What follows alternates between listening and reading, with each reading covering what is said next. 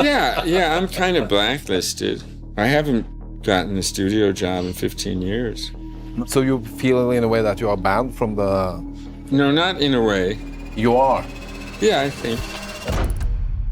He was a leading man, a box office name, a face audiences trusted to carry a film. Then, almost without warning, Val Kilmer stepped out of the center of Hollywood and into the shadows. Roles slowed, calls stopped, the spotlight moved on. For years, the story was framed as ego, illness, or simply bad timing. But another perspective has been quietly circulating, one that speaks less about failure and more about escape. Now Mel Gibson is adding his voice, suggesting Kilmer didn't fall out of Hollywood, he walked away from something darker. And the truth behind that choice may change how his story is remembered. The star who didn't fade, he vanished.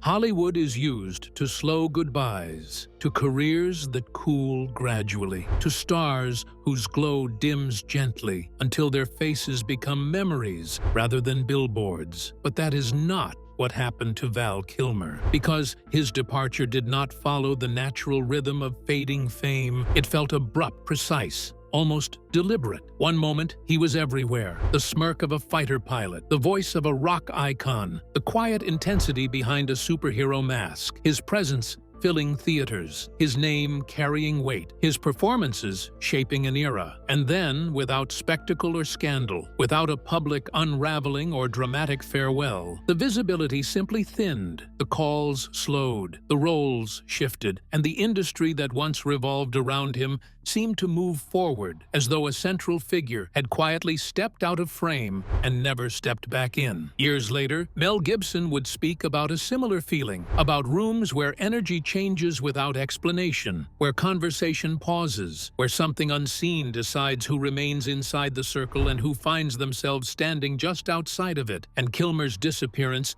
fit that pattern, not as a collapse, but as something quieter and far more unsettling. A retreat that felt less like chance and more like design. Before the silence, there was fire. Val Kilmer's rise had never been accidental or carefully engineered by studio image makers because he entered Hollywood from a different direction, not as a personality groomed for fame, but as a serious actor, shaped in the discipline of theater, trained at Juilliard, where the focus rested on text, emotion, and truth rather than marketability. In that world, success came from surrendering to character, not polishing persona, and that grounding followed him onto film sets, giving his performances a weight that felt lived in rather than performed. Audiences sensed it instinctively, even when they couldn't name it, a kind of emotional density that made even quiet scenes resonate. His portrayal of Jim Morrison in The Doors became the clearest example of that commitment, because the transformation went beyond costume or mimicry, voice patterns, posture, and presence blending until the line between actor and subject seemed to dissolve. Those who had known Morrison remarked on the uncanny accuracy, and for viewers, it felt less like a performance than a channeling, as though the spirit of the musician had briefly returned to the stage through Kilmer's body. Roles in Tombstone and Batman Forever reinforced that stature, placing him firmly among Hollywood's leading men, not simply because he was charismatic, but because he brought interior life to roles that might otherwise have rested on surface appeal. Yet admiration traveled alongside a quieter narrative, one that grew in production offices rather than press interviews, shaped not by talent but by temperament. Kilmer's intensity did not switch off when cameras stopped. He questioned motivations, challenged dialogue, and pushed for emotional authenticity in environments often structured around speed and efficiency. Film sets are ecosystems where art and commerce collide, where schedules, budgets, and hierarchies carry as much weight as inspiration. And in that context, his devotion to craft could appear disruptive. What he experienced as commitment began to be translated into difficulty. What he felt as artistic rigor became labeled unpredictability. Mel Gibson would later suggest that this translation marked the first real fracture, because systems built on control tend to resist not arrogance, but autonomy, not skill, but the unwillingness to be easily molded. In his view, Kilmer's challenge was not lack of professionalism, but excess of independence, a refusal to treat performance as merely another task on a production line. When Kilmer stepped into the role of Batman, he entered one of Hollywood's most guarded territories, a franchise encircled by corporate oversight, merchandising empires, and global expectations, where creative choices ripple into financial calculations measured in the hundreds of millions. His interpretation of Bruce Wayne carried a subdued, almost haunted quality, presenting the character as emotionally distant, guarded, and psychologically burdened, a man for whom the mask served as protection as much as symbol. This approach gave the performance a gravity that diverged from glossy heroism, leaning toward introspection rather than spectacle. Yet, almost as quickly as he had taken on the mantle, he was gone from the series, replaced without an extended public narrative, his exit absorbed into the industry's quiet machinery. Years later, director Joel Schumacher's candid criticisms helped shape a lasting perception, framing Kilmer through the lens of difficulty rather than depth. And those comments echoed more loudly than the nuance of his work. What made this moment stand out was not the label itself, because Hollywood history is filled with volatile personalities whose careers continued unhindered, but the scale of consequence. The shift felt disproportionate, as though something larger than personality clashes was at play, something structural rather than situational. Gibson's later reflections pointed toward a culture that does not merely manage behavior, but seeks alignment, loyalty, and unspoken agreement with the system's rhythms. Kilmer, guided more by instinct and artistic conscience than by strategic diplomacy, seemed fundamentally unsuited to those expectations, and in that mismatch lay the tension that would shape the path ahead. The quiet word that ends careers. In Hollywood, consequences rarely arrive with announcements or formal declarations because the industry has long mastered a quieter method of correction, one that works not through confrontation but through withdrawal. The phone that once rang daily grows still. The meeting that seemed certain drifts into scheduling issues. Scripts stop appearing. Agents begin speaking in careful, neutral language about shifts in the market, about trends, about timing, phrases that soften the truth without ever naming it. No one points to a single moment and says the door has closed. Yet over time, the absence becomes undeniable, and a new reality settles in without drama, without public dispute, without the spectacle of a fall. Val Kilmer would later speak about that realization with a kind of calm clarity, acknowledging that studio work had quietly vanished, that the transition had not exploded into headlines, but had instead unfolded like a slow fade, almost imperceptible day by day until the landscape had changed entirely. There were no lawsuits, no explosive interviews, no dramatic attempts to reclaim ground, only the dawning awareness of existing outside a system that had once felt open, navigable, familiar. The shift was total, but it had occurred in whispers rather than alarms. Mel Gibson, reflecting on his own complicated relationship with the industry, described similar sensations, moments when the distance could be felt but not easily traced to a single cause, when conversations grew guarded and invitations less frequent without anyone articulating a reason. In that context,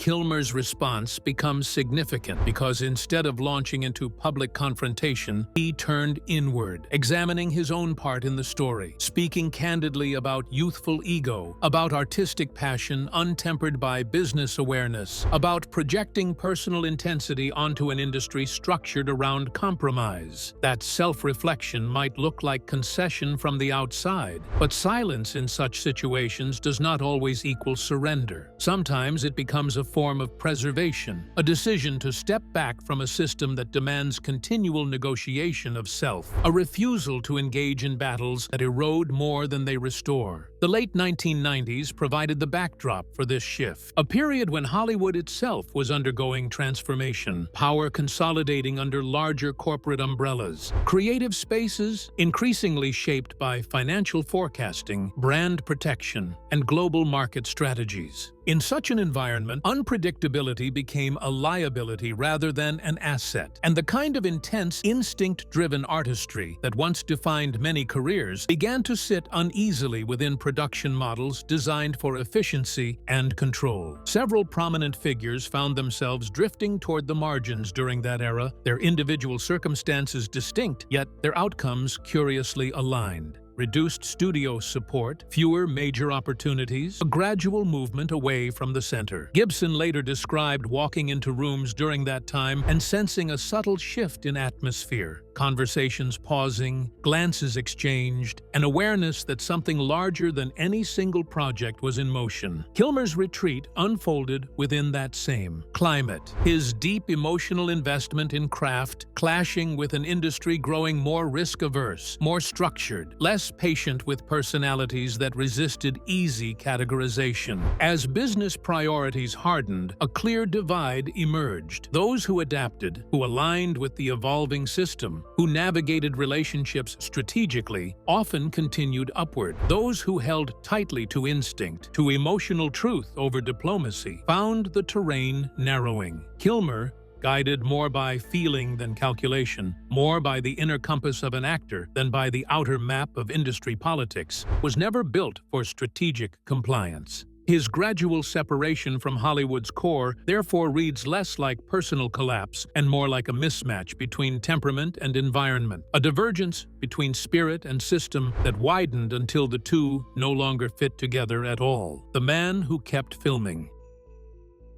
While visibility diminished and the noise of premieres and studio meetings faded into the background, Val Kilmer's attention seemed to turn in two directions at once: inward toward reflection and outward toward documentation, as though instinctively aware that memory, if left in other hands, can be reshaped, softened, or misunderstood over time. Long before the documentary, Val reached audiences he had already been filming for years, building an archive not of spectacle, but of life itself. Rehearsals, conversations, lonely hotel rooms, moments of triumph, moments of doubt, assembling a visual journal that felt less like vanity and more like witness. It was as if he sensed that one day the public version of his story might drift too far from the truth he had lived, and the camera became a quiet ally, a way of holding on to reality in its rawest form. In Val, the effect of that lifelong habit becomes clear, revealing a man acutely aware of time's passage and of identity evolving under pressure, someone watching his own life with the same intensity he once brought to his characters. There is a gentleness to the footage, an honesty that doesn't try to impress, only to exist, and within it lies a subtle resistance, the refusal to let the narrative be completed by others. One small but powerful moment, when the camera continues rolling after a suggestion to turn it off, carries more meaning than a confrontation ever could. It is not attention-seeking, not performance, but a quiet insistence that the story is still unfolding, that the record should not be closed prematurely, that presence, even in silence, matters. Mel Gibson, whose own career had led him outside the comfortable center of the industry, recognized the importance of that instinct immediately. In a world where public images are often edited, packaged, and redistributed according to market needs, self-documentation becomes a form of authorship, a way of claiming ownership over one's own legacy. For Gibson, Kilmer's tapes were not nostalgia, nor an attempt to cling to relevance, but an act of preservation, an assertion that disappearance from the spotlight did not mean disappearance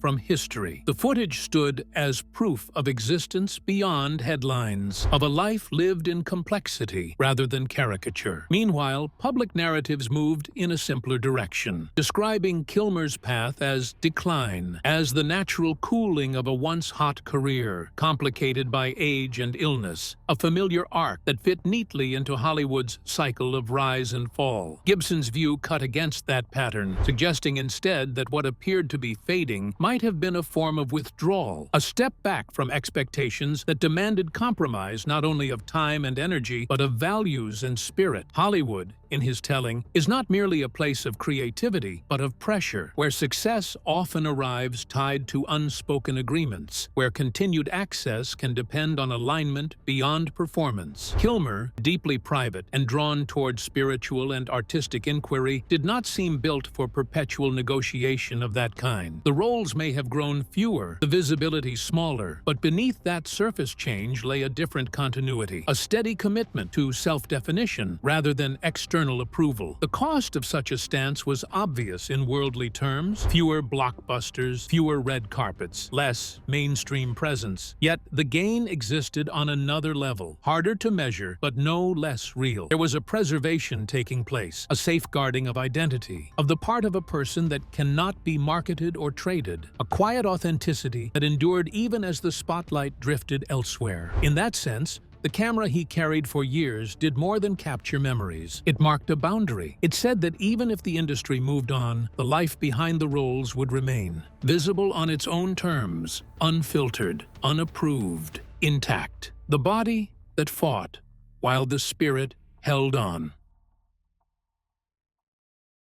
As the years moved forward and the industry grew quieter around his name, another battle began to shape Val Kilmer's life. One that had nothing to do with studios, executives, or reputation, but everything to do with survival. Because illness entered the story not as a headline at first, but as a private war. Throat cancer changed not only his health, but his most recognizable instrument, his voice. The voice that had carried Morrison's songs, cowboy bravado, and superhero restraint, now reduced to strain, procedures, and recovery that demanded patience and endurance few ever witnessed. Publicly, updates were scarce, appearances limited, and the world saw fragments rather than the full reality of what daily life required. The surgeries, the treatments, the exhaustion, and the quiet determination to keep going creatively even as the body resisted. Painting, writing, reflecting, art remained present, not for spotlight, but for expression, for grounding, for something steady when physical certainty began to slip. Mel Gibson would later speak about resilience in artists, about the kind of internal strength that exists beyond the industry's approval. And Kilmer embodied that, continuing not for applause, but because creation had always been part of his core, even when the stage had fallen silent. When Top Gun: Maverick arrived decades after the original film,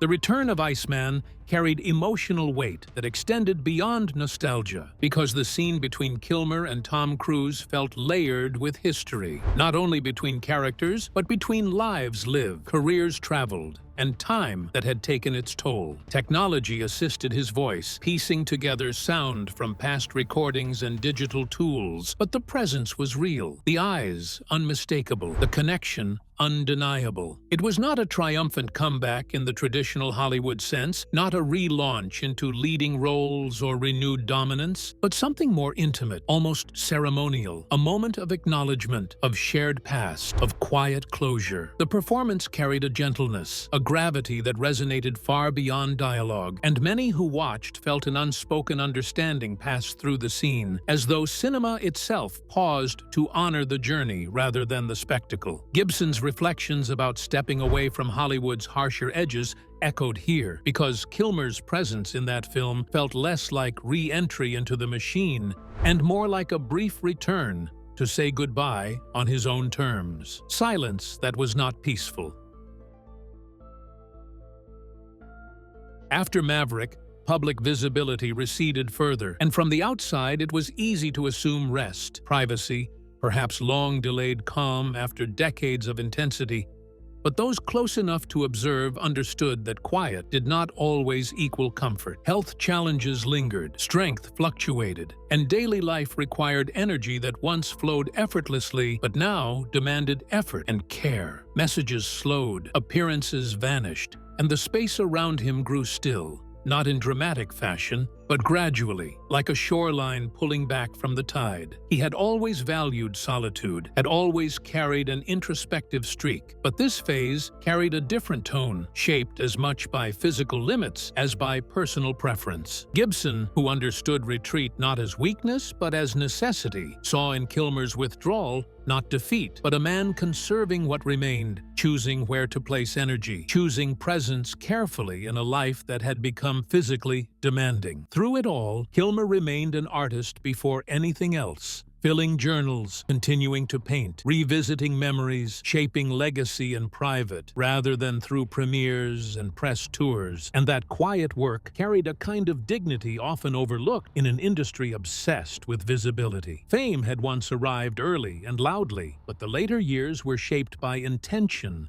rather than momentum, by reflection rather than expansion. Gibson often spoke about the difference between celebrity and substance, about the danger of mistaking applause for purpose, and Kilmer's later life reflected that separation, as if the distance from Hollywood's core allowed space to reconnect with something deeper, something that did not rely on red carpets or box office returns. The narrative the industry once attached to his name, difficult, complicated, faded, no longer mattered within those private creative spaces because the work continued, even when the audience had grown smaller. Mel Gibson's words about Kilmer carried a tone different from industry commentary, less focused on reputation and more on spirit, on independence, on the cost of remaining authentic in environments that reward conformity. Both men had experienced distance from the studio system. Both had felt the shift from inside to outside, and that shared perspective created understanding that did not need explanation. In Gibson's view, Kilmer had not been erased, but had stepped beyond a structure that demanded too much in return. And while the world framed it as decline, he framed it as escape,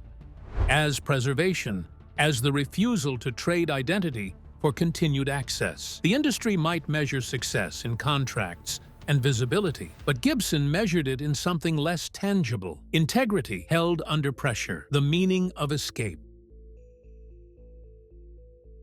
When the story of Val Kilmer is viewed only through box office numbers or career charts, it reads like a rise and fall, but through Gibson's lens, it becomes something else entirely. Departure from a system that can consume as easily as it celebrates. A step away from expectations that blur the line between performance and self. Escape does not always look like victory, because it can arrive dressed as loss, as silence, as distance from the center of attention. Yet sometimes distance protects what matters most, the part of a person that exists before fame and after it, the core that cannot be negotiated. Kilmer's later years, marked by illness, reflection, and quieter creativity, carried a different kind of strength, one not measured in roles secured, but in self-preserved. In the end, the memory that remains is not only of the roles or the controversies or the gaps in visibility, but of a performer whose intensity could not be contained by formula, whose presence left marks on the screen, and whose absence left questions in the industry. Gibson's perspective reframes that absence not as disappearance into obscurity, but as movement away from something corrosive towards something truer, even if that path was harder. Val Kilmer's story in that telling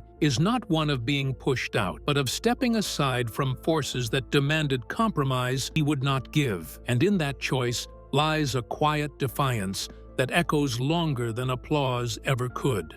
The slow goodbye no one recognized. In the final stretch of Val Kilmer's life, the world did not witness a dramatic exit. No farewell tour, no final press circuit, no orchestrated curtain call, but rather something far quieter and more human. A gradual dimming of presence that happened in the margins while attention remained fixed on louder stories elsewhere. The industry had long since shifted its gaze, yet within private spaces, the reality of his days carried a weight few understood, because survival itself had become the central role, and it was a role with no script, no rehearsal, and no applause. Illness had already reshaped his voice, his strength, his endurance, and each day demanded negotiation between spirit and body. between the desire to create and the limits imposed by physical decline. Conversations grew shorter, energy more precious, and the space around him settled into stillness. Not the peaceful quiet of retirement, but the careful quiet of someone conserving what remained. Those who had known him as vibrant, intense, and endlessly expressive now saw a man moving through life with deliberation, each action measured, each moment costing more than before.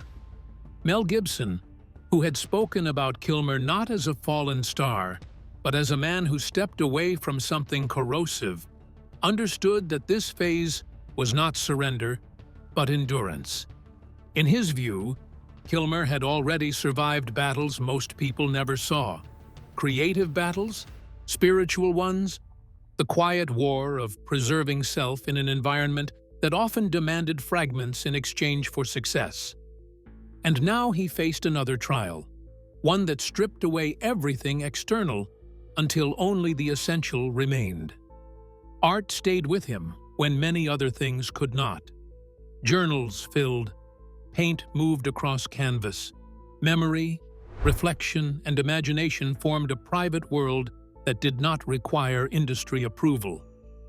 Fame had once arrived with noise and urgency, but this chapter unfolded in soft light, shaped by introspection rather than ambition. The man who had once filled theaters now inhabited smaller rooms, yet the depth of his interior life seemed, in some ways, larger than ever. Then came the news, delivered without spectacle but carrying the weight of finality. The official cause was pneumonia, a clinical phrase that closed the story in public records, but those who had followed his journey understood that the ending had been approaching quietly for some time, not as a sudden fall, but as the last stage of a long, difficult climb. The shock did not come from surprise alone, but from the realization that the quiet presence still felt somehow permanent, as though someone who had already stepped out of the spotlight could not truly vanish again. Gibson would later speak with the tone reserved for those rare figures who carried something more than talent, something harder to define, suggesting that Kilmer's final years had not been about reclaiming fame, but about holding on to identity, about finishing life on his own terms, rather than being consumed by the system he had already distanced himself from. What Mel Gibson believed he escaped. In Gibson's telling, Kilmer's story was not simply about career shifts or illness, but about departure from a structure that often binds people tighter than they realize.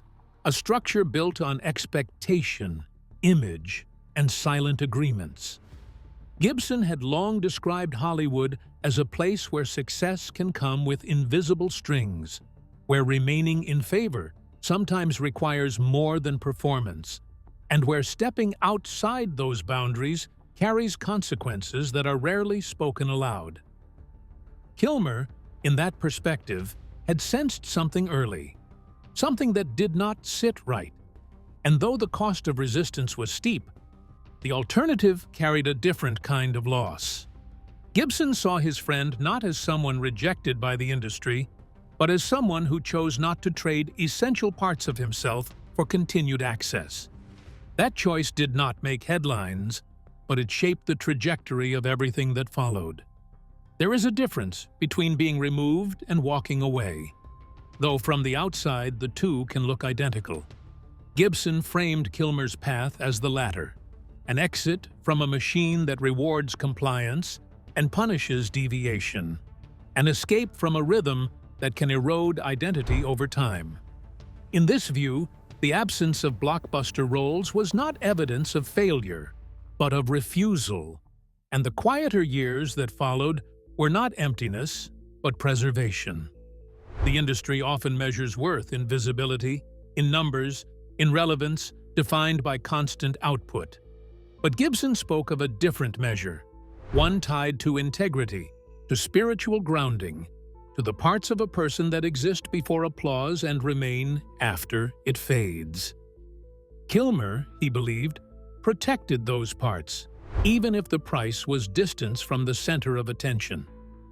This perspective does not deny hardship, nor the pain of illness or isolation, but it reframes the narrative away from decline and toward autonomy. The man who once stood at the center of Hollywood chose, consciously or not, to live outside its demands in the end, and Gibson saw in that choice a kind of victory that does not glitter but endures. The legacy left in the quiet.